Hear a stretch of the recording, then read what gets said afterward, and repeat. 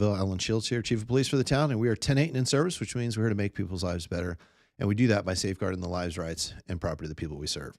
Stay tuned. I do have an update on that armed prowler. We're going to release some video. You may have already seen it online, but we want to show you and ask for your help in identifying the person. First off, download the Wildfire Preparedness Evacuation Guide, the FEMA All Hazards Checklist. Make sure you sign up for our Community Warning System alerts. That's the robust system that we use to alert the community in case there are hazards, so wildfires and such. Make sure you go to the PG&E website too. There's a lot of good information there. I know we talk about it. If you haven't visited it, I would really encourage you, as soon as this is done, just click on the link down in the description, go to their site. Lots of good information. They continue to make it better over time. If there's a PSPS or some sort of event, they'll give updates through that portal, through that site, actively as they're making updates. So I would encourage you to go do that. This is a live show, so if you have questions, we will we'll put them right here in the chat, and we'll try to get to them live during the show. Sue, I just want to acknowledge you saying good afternoon, but also go Warriors. No better team than the Golden State Warriors. So Sue, very good observation on that one. We're watching both Facebook and YouTube, so if you've got something here, you can ask it. And there's some questions coming up on YouTube, so let me read them here. So it says RCCSO, that's Contra Costa County Sheriff's Office, allowed to patrol and roam in San Ramon. And then he said, Jackson makes a statement, I've been in San Ramon many times and I've never seen one. So the sheriff's office, like any other police department in the state, typically employs sworn police officers that have peace officer powers throughout the state. Now, we're divided into jurisdictions based on our geography. Like for here, the town of Danville is responsible for police services. In San Ramon, the city of San Ramon is responsible for police services. In Danville, we do that via contract with the sheriff's office. The town says, Sheriff, can you give us 30 sworn police officers? We give them 30, of which I'm one of them. I'm a lieutenant with the sheriff's office assigned here as the chief. But we can roam anywhere. So if we have a case that leads us into another jurisdiction, we may go that way. But typically, if we're going to do some sort of follow-up, we'll do it in conjunction, or in rather coordination with that other agency. But we typically won't roam in another agency. In another agency's jurisdiction. Sometimes you might see agencies cross over a little bit. This is going to sound a little silly. Maybe to get a bite to eat or a cup of coffee. If our local ones are closed, we may go to the next city over to get something to eat or drink. Other than that, we don't usually roam because most of our time should be spent within the jurisdiction that we are responsible for. So if we're going to roam, we want to roam in those areas where we know crime is occurring. We want to roam in those areas where we know that there are speeders and stop sign violators, those things that are injurious to the health of the people that we are supposed to serve. It doesn't mean that if there's a mutual aid request and say, in this example, if San Ramon were to call and say, hey, we've got this event, we really need some help, we're going to send them everything that we can. So we do coordinate that. But on a regular basis, you typically won't see agencies from one jurisdiction just kind of hanging out in another jurisdiction. It's because we want to make sure that we're providing service to the area we should. All right. On to crime and traffic, communitycrimemap.com. This is where you can get all your stuff about crime. We upload there several times a day. You can also get information on the sex offender registry there as well. This is for traffic collisions. Oh, that injury one should be off there. There were only 2 hit and runs this week, both on the 14th, both of parked cars. One was at Harts and Diablo Road, so it was parked on the road there. And the other was downtown in the Livery Shopping Center. And that was it. So no injuries, unoccupied. Didn't see any there. All right, crime. That's all zeros to the right. That doesn't mean that there wasn't any crime. It just means the crime that we track, what we call Part 1 crimes. That's homicide, rape, robbery, aggravated assault, burglary, theft, vehicle theft, and arson. None of those took place. The burglary that you see on the screen there, that's the kind of this one in red there. That one there, that's actually occurred in the community of Diablo. And then the green that you see right there, that's actually a stolen vehicle recovery. So that crime technically didn't occur in Danville. It occurred in another jurisdiction. The car was stolen, and then someone dumped it downtown Danville. And so we recovered it and returned it to the owner. And that was on Rose Street. Now, don't do that.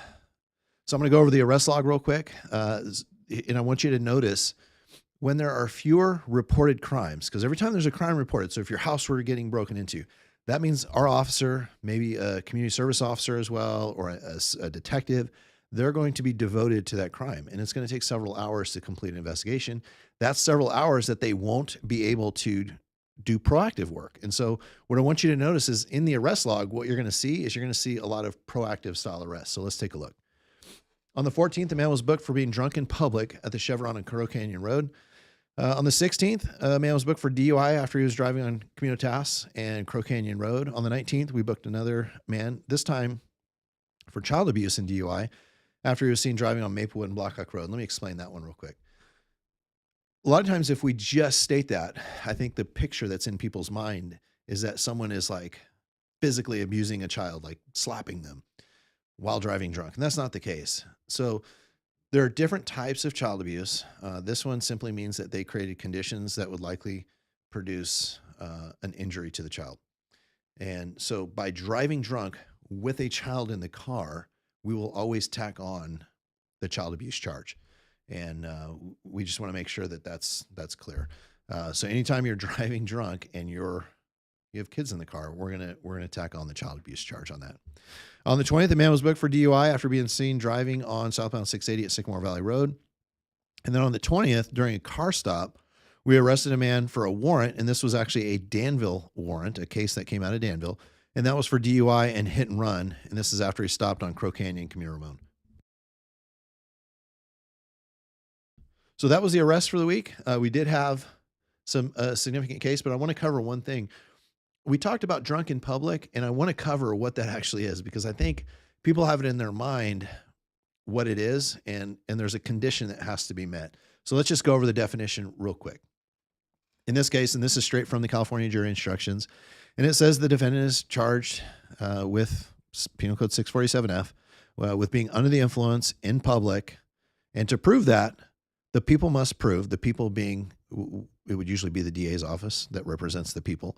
The people must prove that the defendant was willfully under the influence of alcohol, drug, or a controlled substance. And when the defendant was under the influence, he or she was in a public place. But here's the important part. There's a condition that has to be met. So let's take a look at what that is. I think a lot of people are under the impression that if you leave a bar or restaurant and you've had something to drink and you're in public, that you're arrestable. That is not the case. So let's look at what it is. The defendant was unable to exercise care for his or her own safety or the safety of others, or because the defendant was under the influence, he or she interfered with, obstructed, or prevented the free use of a street, sidewalk, or other public way. Think about the person that's passed out in the middle of the street, passed out on the sidewalk. I know, shocking that happens. But a lot of times you'll see us arrest on that first condition. So drunk in public and unable to care for themselves or others. And what you'll see is you'll see the person that's maybe stumbling out into the roadway. Believe it or not, actually on Rose, where that vehicle was recovered several years back, there was a person that was drunk. And when I asked them where they thought they were, they said Berkeley. That's like on the other side of the tunnel. That's a long way away, right? So they had no idea where they were, couldn't communicate with anybody to get home, didn't know how to get home. There was absolutely no way to care for them.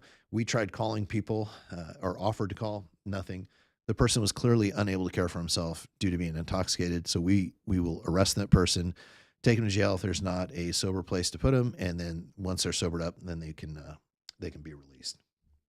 All right. So Sue has a question. People that park in front of Primo's Pizza on Diablo are making it very difficult to pass when they park far from the curb. Can anything be done about that? Sue, that's a good question. What Sue's talking about is someone that is parked on the curb. So not in like a parking stall, like when we have our municipal parking lots, you have the two lanes or the two lines and you park between them. This is one that's parked on the curb next to the roadway. When you park a car like that, you have to be within 18 inches of the curb. Typically, a good rule of thumb is where the curb and gutter is, that's about 18 inches. And so if you're off and fully onto the blacktop, you're probably too far away. If you see a condition like that, call us out there. It's not that we're going to be excited to go out and write a ticket, but a lot of times what we can do is we can actually look up the license plate of the person, call the person, figure out where they are, and ask them to move their car. That way we can get it to make it so the conditions are safe. So Sue, you're right. There is something that can be done, and people should be parking close to the curb so that there's not an obstruction in the roadway. All right, I'm going to go on to our armed prowler update. All right, so this happened on October 18th, so it was a few days back, and this was on the 600 block of Park Hill Road in Danville. And the report that came in was of an armed person acting suspiciously. Our officers went out there. We used a drone, we used canine units, and then we did door-to-door search for information. Ultimately, we didn't locate him. We maintain a police presence in the area, and frankly, we still tend to do more police patrol in that Sycamore neighborhood. And contrary to popular belief, just because we're not actively searching for the person in the field, it doesn't mean that the case is closed. It doesn't mean that we have given up and we just stop searching. It means that we just continue with other means. There was some comments that were made online that the case was closed. That's not the case. But we do have to evaluate how long we search for somebody. And I want to point out a couple of things. When we do an initial search, and in this particular case, the victim was very good, very articulate, very detailed, provided a lot of good information, to include video. So we were able to rely heavily on the information they gave us, and that's what was the basis for us putting out like the Nixle alert and letting all you know what happened. So being that we had a very good witness that could tell us what was happening, we were able to marshal a lot of resources. So we didn't just have the Danville officers down here. We also had a lot of our sheriff folks down here as well, our deputies from Valley Station. So we had a lot of officers in the area. We all had, we call it a drone. It's our small unmanned aerial system. It's one of those little helicopter looking things, and it has infrared on it. And the reason we like to use that in these situations is we can fly it a little bit lower. We can get kind of below what we call the tree canopy. We can look inside. We can look horizontally, not just straight down. And it has infrared, which allows us to see heat sources at night. So it's a good way to search a large area. So we had a lot of people out there. We had the drone. We didn't have the canine out there, and we were making a really good effort to search. When that doesn't yield any results and we're not getting additional calls, we'll start to scale back the search. And what we do is we usually leave cars in the area.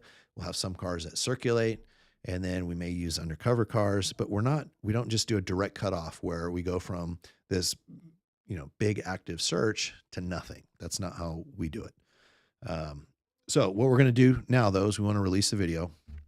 It's actually already out online. But the whole purpose of the video release is to identify the suspect, right? We want your help in identifying this person. The description we got from the witness was that the person appeared to be of Middle Eastern descent, was male, 40, maybe 50 years old, short, curly hair, clean shaven, and was wearing a blue hoodie and blue pants. And he was armed with a handgun. So what it will do is we'll play the video, but I want to flash this up there real quick. Anyone with information is asked to call Lieutenant Heather Transu. Her phone number is 925-314-3702. And her email is up on the screen right now. And if you need to get through a little more immediate, you can call our general line at 925-820-2144. And then certainly anytime you see something that's an emergency, 911 is a good number for that. All right, so we're going to play the video real quick, and I want you to watch it. It is going to take probably about 2 minutes to get through the video, so please bear with me, but there's a lot to see here. What I'd ask you to do is I'm not going to scrub it or pause it during play. If you want to go back and watch it and pause because you think you might have seen something, do that after the show. What I'd ask you to look at, though, when you're viewing the camera is look at how the person walks, how they move, if it's something distinctive and someone that you may know. All right, we're going to play the video.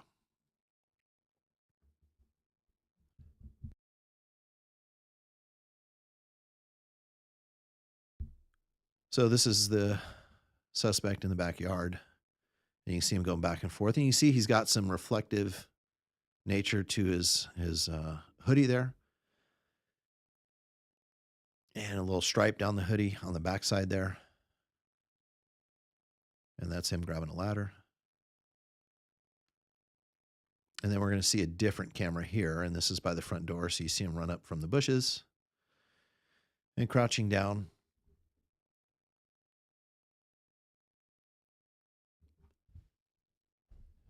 And he stays in this position for a while.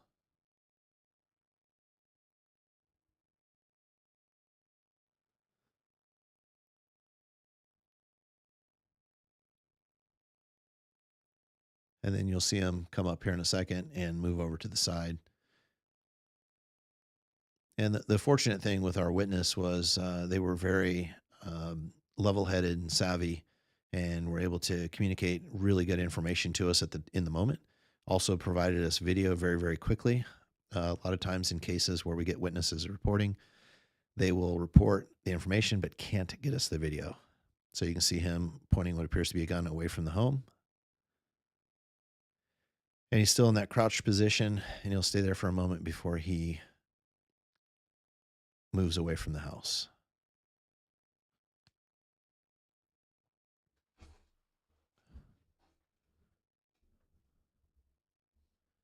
So very strange behavior. Again, I'd ask you if you wanted to rewatch that, rewind it and rewatch it again. If anyone knows who that may be, we're asking people to phone Lieutenant Heather Transu at 925-314-3702. Her email is on the screen now. And if you can, if you live especially if you live in the Sycamore area, we'd ask that you view the video, maybe share it with your neighbors so that they can see it as well. I'm going to go through some of the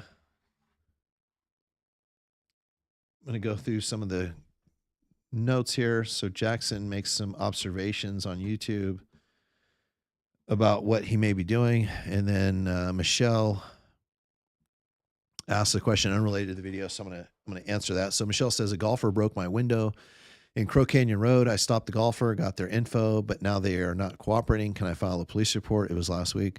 Certainly, we'd be happy to take a police report on that. You can call the 925-820-2144 number. What the officer will do, you've given me some facts, but what the officer will do is determine if there's a crime or if it's civil, and can work that from there. So they'll evaluate that from there. All right. So with that, I don't see any other comments on the show, and I've got our Citizens Academy upstairs. That means I've got 14 people, 14 of your community members that are here to take our Citizens Academy. And I think we're going to do school resource officers and investigations tonight. So this is a pretty fun night. If you're interested, we're midway through the program. We're actually going to do the Saturday class coming up, where we go out to the driving range and we drive the cop cars, we view the helicopter and those sort of things. It's a great opportunity. If you're interested, we're in the fall academy now. We'll have a spring one come kind of March, April. If you go to our website, there's a link to the application there. As always, we want you to download the Wildfire Preparedness Evacuation Guide, the FEMA All Hazards Checklist. Make sure you sign up for those community warning system alerts, and make sure you go to the PG&E website. And so I'm looking, there's some more notes here. And Jackson, I appreciate all the tips there. So Amy says, has there been more than one incident? Amy, I haven't seen another incident, but to me, it's very clear from our witness and also the video that this was a very significant event. And that's why we're continuing to leave this case open. We're continuing to have our detectives do some computer searches to see if there's something that we can find. We're releasing the video. We did multiple neighborhood checks. At some point, we were actually taking the video out and we were showing it to neighbors to see if they could help us identify them. But pretty scary. But again, it was a great example of a very good witness providing timely information, accurate information, and being able to get us that video very quickly. All right. It looks like that is all the questions that we have. I'm going to go 10:10, so I can go upstairs and maybe hang out with our Citizens Academy folks. But I'm 10:10, which means I'm off duty, but I'm always 10:08 in service to all of you. Have a good night, Danville.